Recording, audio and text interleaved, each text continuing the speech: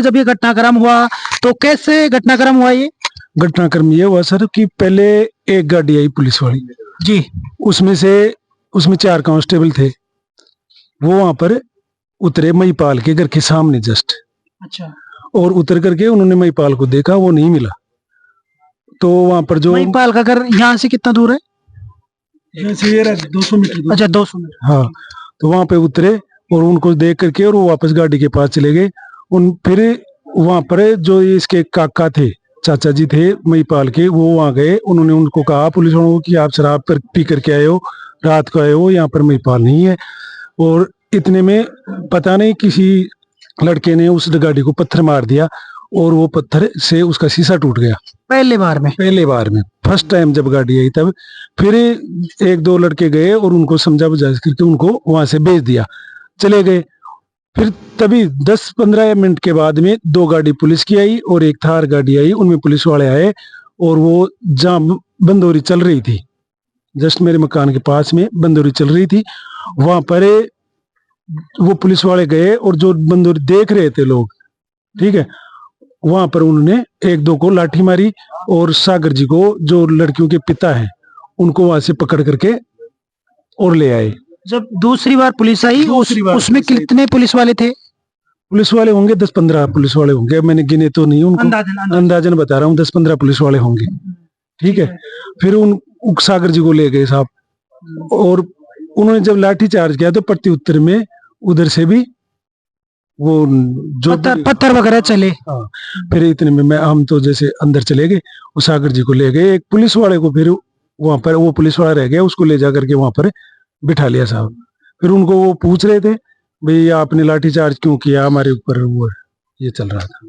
दूसरी बार तो उसके तकरीबन कितने समय बाद फिर से पुलिस आई? उसके करीबन आधा पौन घंटे बाद, घंटा भर लग गया था सर, 1 घंटे बाद। तो उस समय कितने तादाद में पुलिस वाले थे और फिर क्या हुआ? 7 से 8 गाड़ी आई थी उस समय, और पुलिस वाले होंगे कम से कम 40 से 50 पुलिस वाले होंगे। तो उन्होंने आते ही क्या कार्रवाई की? सबसे पहले उन्होंने आते ही वहां पर उनको बिठा रखा था, नेकीराम जी थे वो ASI, उनको हाथ पकड़ उठाया और वो ले गए। और जो 1-2 शायद लड़के आगे थे उनको उठा करके ले गए। और जो लाठियां थी जो सामने मिला उसको वो उन्होंने डंडे बरसा दिए, मतलब। और हाँ, फिर बाकी वो पीछे पत्थरबाजी होगी तो वो भी भग गए। फिर ये हुआ था तीसरी बार में वो पत्थरबाजी हुई। और यहाँ से किसी को अरेस्ट करके लेके गए थे वो तीसरी बार में? पता नहीं मेरे को सर किसको लेके गए थे, नेकीराम जी का बताया कि उनको लेके चले गए थे। अच्छा, उनको लेके गए थे। हाँ। इसके अलावा आपको आइडिया नहीं है वो किसी को लेके गए थे? सब अंदर थे। हाँ, चौथी बार की बात है, सुबह करीबन 3 बजे के करीबन RAC और पुलिस वाली गाड़ियां ये आई और उन्होंने, मैं ऊपर सो रहा था सर छत पे, और आते ही जो लाठियां थी वो उनकी आवाज आ रही थी, हम तो डरे हुए थे। और उन्होंने पता नहीं किस को, मतलब जो ये विंडो वगैरह थी, जो वो शीशे की टूटने की आवाज जैसे आ रही थी, हम तो अंदर थे। फिर लास्ट मेरा मकान जो है उसमें भी उन्होंने किवाड़ खिड़खड़ाया, तो मैंने किवाड़ खोल दिया।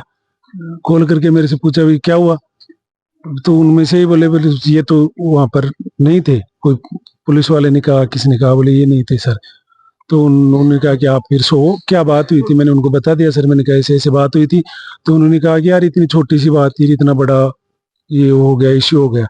ये कहकर मेरे को ये कहा कि आप तो अंदर आराम से लाइट बंद करके सो, कोई डिस्टर्ब नहीं करेगा। जो और मकान थे उनमें भी तोड़फोड़ की? कितने मकानों में तोड़फोड़ की? उन्होंने 1 2 3 4 5 मकानों में की सर। और वहां से किसी को अरेस्ट किया? वहां से अरेस्ट किया जो रोहितास जी हैं उनको, उनके लड़के को, और एक उनके बड़े भाई का लड़का है उनको, एक छोटे भाई का लड़का है उसको।